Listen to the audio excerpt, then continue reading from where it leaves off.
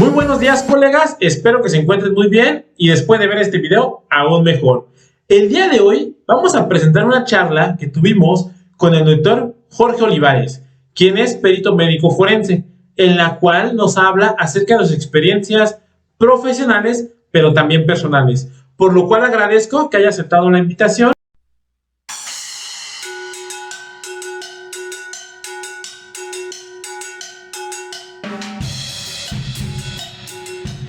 Así que, colegas, si ustedes desean aprender un poco más acerca de qué hace un médico forense, en qué participa, cuáles son sus funciones y escuchar algún caso que nos haya platicado el doctor Olivares, no se pierdan este video y así comenzamos.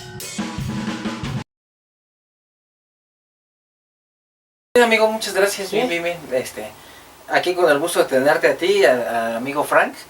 Y bueno, desearte mucho éxito en tu canal y felicitarte porque no cualquier persona profesional se avienta un paquetote como el que tú te estás aventando de hacer una cuestión para el público en general. Hay muchos youtubers, en general mucha gente que lucra con este tema, y qué bueno que tú como profesional y que estás en una institución de renombre, pues pongas en alto todas las ciencias forenses y evitemos estos charlatanes en el área forense que se dedican a hacer videos que realmente indignan a la comunidad forense y que dan risa por su ignorancia. Felicidades, amigo. Muchas gracias. Ok, pues como nos han visto, los que nos han estado siguiendo, nosotros hablamos del área forense. ¿A qué se refiere uno cuando escucha la palabra forense? Muy bien, la palabra forense viene de lo que es foro. Mucha gente piensa que forense es muerto, y esto no es cierto. Las ciencias forenses tienen que ver con la impartición de justicia. Entonces, cuando nosotros hablamos de forense, habla sobre la cuestión de un foro que existía desde hace siglos y para los tribunales. Entonces, forense tiene que ver con todo lo que es el ámbito de la procuración de justicia, el foro, y justamente cuando alguien ve amparo penal o pues informática forense, mucha gente se burla, ¿no? De que, pues es que le van a hacer una autopsia a una computadora. Esto es completamente erróneo. Entonces, la palabra forense es foro, no es muerto. Y aquí que viene que la gente lucra, ¿no? De que ponen ahí, estudia medicina forense y ponen ahí una imagen de hasta de un anatomista que ni siquiera es una necropsia, es una anatomía, es una disección anatómica. Entonces es muy importante lo que dices, porque la palabra forense es foro y no es muerto, como mucha gente lo piensa. Ok, yo creo que es una aclaración muy importante, porque muchas veces eso es lo que sucede. Forense lo asociamos a muerte. Sí. Doctor, usted, bueno, como ya lo mencionamos, es médico forense, y además algo que me ha impresionado del doctor es que tiene 5 maestrías. Cuéntenos un poco de su preparación, doctor, dónde estudió, y también si nos puede contar lo que le llama la atención al inicio, si la medicina o el ámbito forense. Ok, estudié medicina en la Facultad de Medicina de la UNAM. Estudié una especialidad en la Escuela Superior de Medicina del Politécnico, la cual es medicina forense, la cual tuve mención honorífica. De ahí, como empecé a ver muchas cuestiones de feminicidio, empecé a investigar un poco del tema, y de ahí decidí hacer más maestrías para entender este fenómeno tan cruel hacia las mujeres. Entonces estudié una maestría en adicciones, que esto es muy importante por la cuestión de nuestra sociedad.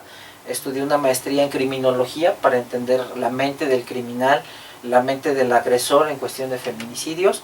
Estudié una maestría en Derecho y Ciencias Penales, porque la medicina forense pues va de la mano con el derecho penal. Y aparte hice un máster en Medicina Legal y Forense en la Universidad Cardenal Herrera de España. Actualmente voy a cursar una 5ª maestría, que es Psicología Criminal. Estoy estudiando una licenciatura en Derecho, y también estoy haciendo la licenciatura en Criminalística y Criminología. Cuento con 9 diplomados, desde lo que es Antropología Forense, cuestión de adicciones, actualización médica, feminicidio, trata de personas.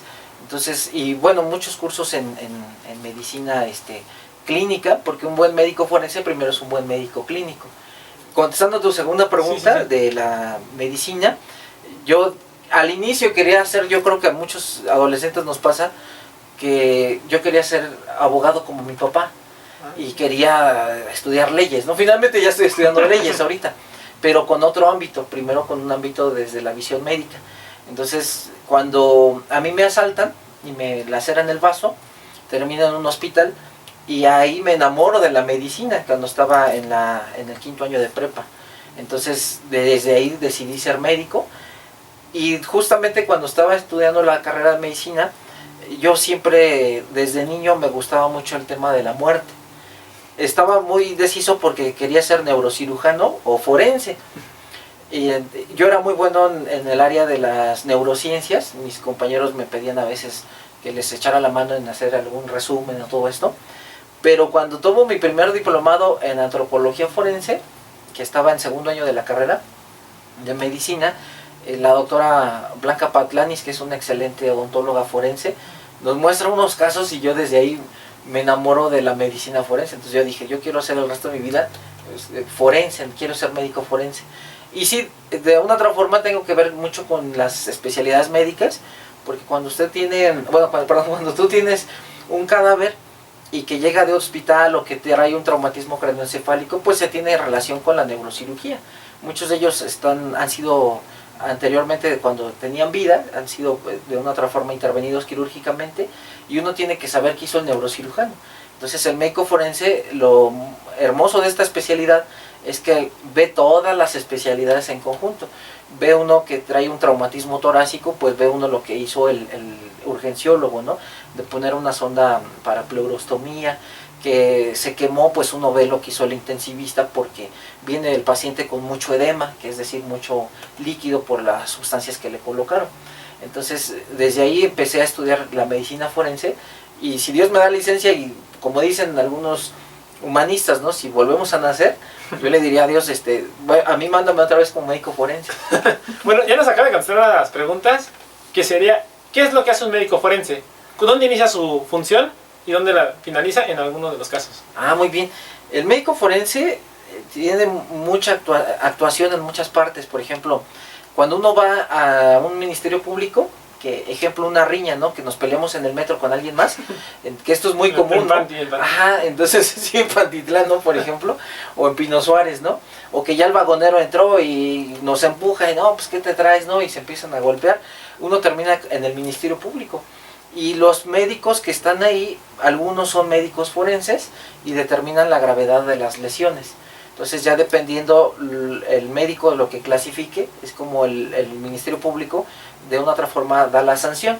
Si solamente son golpes muy sencillos, pues se pueden ir al Centro de Sanciones Administrativas, ¿no? El Torito, para estar ahí arrestados.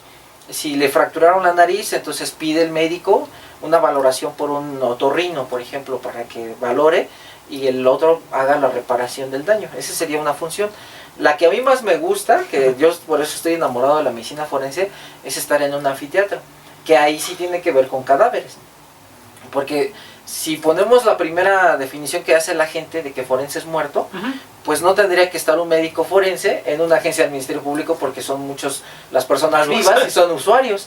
Finalmente son víctimas o victimarios, ¿no? Entonces ya no tendría lógica. Entonces a mí me encanta estar en el anfiteatro. Yo fui médico y soy médico forense porque estoy en un anfiteatro. Si yo no estuviera en un anfiteatro, yo no sería médico forense, o sea, me iría a otra área de la medicina. También, por ejemplo, en el Centro de Sanciones Administrativas, el Torito, ahí hay médicos forenses también para valorar el grado de alcoholemia, por ejemplo, o el grado de intoxicación el que trae el sujeto. En centros de, por ejemplo, en derechos humanos puede haber médicos forenses, en alcoholímetros igual puede haber médicos forenses. ¿Detenidos o...? Sí, también ha habido colegas, ¿no? Pero sí, generalmente esa es la función del médico forense. Por ejemplo, el protocolo de Estambul para tortura, ahí hay la función de un médico forense. Cruz Roja Internacional tiene un apartado del área post-mortem y hay médicos forenses. Entonces, el médico forense anda donde sea, pero mucha gente nada más, muerto y forense, ¿no? Sí, pero sí, es lo que no, generalmente, exactamente, entonces el médico forense anda en cualquier parte y hace también peritajes particulares. Es decir, hay una persona que está detenida, el ejemplo de que le fractura la nariz, y entra un médico forense particular, que no trabaja en una institución de gobierno, y hace un dictamen con la mecánica de lesiones, ¿no? Y también por ahí está interviniendo un médico forense. Ok, perfecto. Algo de lo que es usted nos ha hablado en distintos foros o quienes hemos tenido la oportunidad de escucharlo es acerca del feminicidio. Se ha visto muy violentadas a las mujeres en este caso y es algo que creo que como sociedad tenemos que platicar. Pero doctor, ¿cuál fue el primer detonante? O antes de eso, perdón, sus primeras experiencias en el anfiteatro, ¿cuáles fueron? ¿Qué sintió? Porque sí es la pregunta que muchas veces hacen. Okay. ¿O qué se requiere para estar ahí? Yo he conocido algunas personas que dicen, pues quiero ver qué hay en el forense como estudiante, quiero hacer mi servicio social. Llegan y a los 2 días dicen bye porque esto no es para mí. ¿Usted qué se necesita y cuáles son sus primeras experiencias en Muy un buena anfiteatro? pregunta. ¿No? Sí, mira, algo que es bien importante señalar, porque mucha gente en verdad ignorante dice que para ser un forense hay que ser un psicópata frío, ¿no? Y esto es completamente erróneo. El médico forense que tiene realmente el perfil es una persona que es muy sensible a la muerte.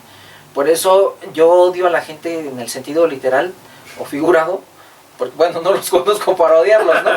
Pero algunos que se llaman peritos y hasta se toman fotografía con el cadáver, ¿no? Y esto es denigrante para la persona que falleció y para los familiares. Entonces, para hacer un perfil y tener un perfil que trabaje en este tipo de áreas, es una persona que tiene que tener empatía con la vida, con la familia, porque finalmente el médico forense trabaja con muerte violenta. Entonces, por ejemplo, me voy a desviar tantito. Hay el patólogo, que es un médico que hace una especialidad en patología. Ese patólogo va a hacer lo que son autopsias clínicas. Va a buscar dónde estuvo la falla en el diagnóstico clínico. Pero es una persona que tal vez tenía un cáncer, se fue deteriorando, la familia finalmente lo despide y sabía que iba a fallecer porque era un cáncer. Y ahí el patólogo entra, hace la disección y encuentra tal vez la falla en el tratamiento, ¿no? O que el cáncer era muy agresivo. El médico forense no, el médico forense trabaja con muerte violenta, homicidios, suicidios, accidentes, muerte en vía pública, muerte súbita. Entonces la familia le puede decir, te veo en la noche, ¿no? Y le da el beso, o se pelean, que es algo peor, sale el sujeto y lo atropellan o lo pican en un asalto, ¿no? Y ya no se despiden. Entonces la familia viene con mucha tensión, mucho enojo. Entonces la gente que trabaja en estas áreas tiene que tener empatía por la vida, por la familia, y también tiene que saber, como cualquier estudiante de estas áreas, que va a trabajar con fluidos. Entonces, si es una persona que le da asco, por ejemplo, ciertos olores, pues no es candidato para estudiar estas áreas, porque finalmente le va a dar asco manipular. Yo les digo a mis estudiantes de medicina, el hecho de que estén manipulando un fluido pues es infectocontagioso, entonces hay que saberlo manipular. Y ha habido estudiantes de medicina de la simple carrera que cuando ven un paciente con una gangrena por pie diabético, con un síndrome de Fournier, que es una gangrena en genitales, pues terminan renunciando a la carrera y no son aptos para esa carrera. Entonces igual un estudiante de las ciencias forenses tiene que tener esta visión de que va a manejar fluidos, va a tener ciertos olores, que no son olores desagradables, son olores diferentes. Sí. Y los olores a veces nos ayudan mucho para hacer un diagnóstico, incluso con el olor de una intoxicación, por ejemplo, ¿no? O que viene con cierta cantidad de alcohol en sangre, también a veces es muy peculiar el olor. Entonces los estudiantes de estas áreas tienen que tener, para mí, la empatía, el sentido de respeto por la vida, y estar conscientes de que van a manejar fluidos y ciertos olores.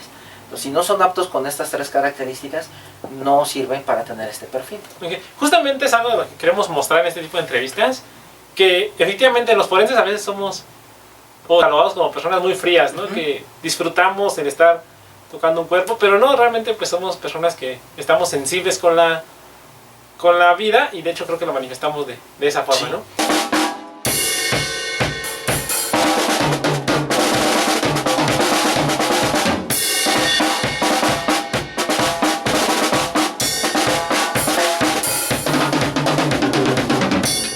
Feminicidio, ¿qué es lo que usted siente cuando escucha esa palabra? ¿O qué es lo primero que piensa?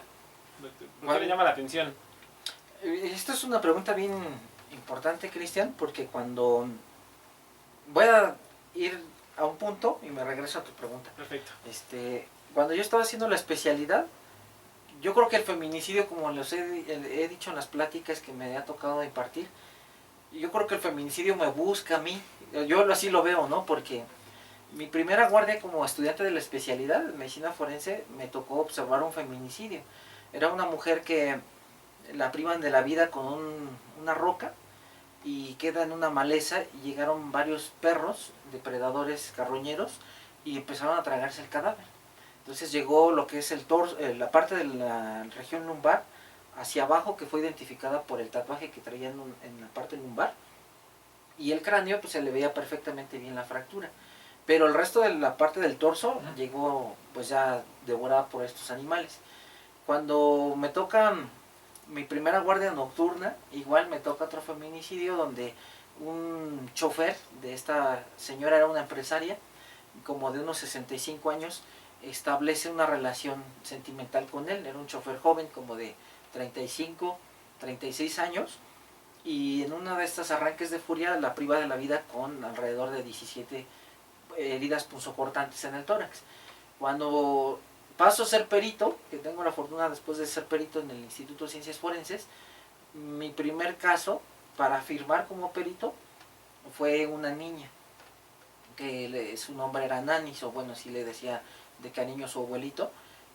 Salió en las noticias, incluso el sujeto, el padrastro, abusa sexualmente de ella y la sofoca. Y a mí me toca hacer el dictamen, mi primera firma como perito, y de ahí me frustra mucho esa situación de cómo un sujeto más grande, con mayor proporción de fuerza, con alevosía, ventaja, con este pensamiento criminal, pues abusa de la niña, ¿no?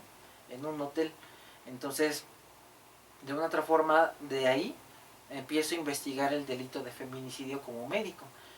Y fue a raíz de que, por eso hice las maestrías y los cursos, entonces para entender la mente del agresor. Y esto es importante que lo comente porque en una conferencia en la Facultad de Medicina, en un congreso, ahí en la UNAM, había un perfilador criminal y decía, y esto es bien importante para lo que preguntabas en de la gente que nos va a ver, ¿no? El médico forense, y al igual que cualquier investigador del área forense, tiene que tener los ojos del victimario. Nosotros no podemos ver, y aquí sí es un perfil específico, no podemos atender un delito o investigarlo si no tenemos la visión del agresor o del victimario. Y este perfilador decía, si lo vemos con nuestros ojos, no vamos a ver lo que el agresor estaba haciendo. Si lo vemos con los ojos del agresor, entonces ahí sí vamos a poder identificar todo esto. De ahí es que por eso empecé a estudiar más cosas, ¿no? Entonces, el feminicidio, cuando a mí me toca un expediente y que las autoridades del instituto me han tenido afortunadamente la confianza, entonces me dejan el expediente, empiezo a leer y empiezo a hacer mis hipótesis de lo que le voy a ir a buscar. Y obviamente pues trabajar un feminicidio es muy triste porque finalmente es una muerte violenta, con mucha hazaña, mucha violencia hacia la mujer. Abundando en el feminicidio, hace no mucho tiempo surgió un asesino de mujeres en el Estado de México. Es un caso que sigue sorprendiendo que aún haya este tipo de personas. ¿Usted tiene información acerca de ese caso? Sí, me tocó intervenir dando una opinión, porque este caso lo trabaja la Fiscalía del Estado de México. Entonces, con algunos compañeros de médicos, colegas del Estado de México, y con el tema que ya llevo 9 años trabajando en el tema de feminicidio, buscando información, protocolos internacionales, actualización de cualquier literatura que salga relacionada a la violencia de género, pues tiene uno que estar ahí, ¿no? Empapándose de estos conocimientos. Entonces el Instituto Nacional de Ciencias Penales, que le agradezco mucho la confianza, me invitó con otros 2 grandes especialistas, tanto criminología como psicología, para dar una plática y una opinión sobre el feminicida serial de Atizapán. Entonces, sí se transmitió, por si lo gustan ver. Está en YouTube, está en YouTube. Y ahí también he dado una conferencia de feminicidio infantil, por si tus seguidores nos hacen el favor de verlo.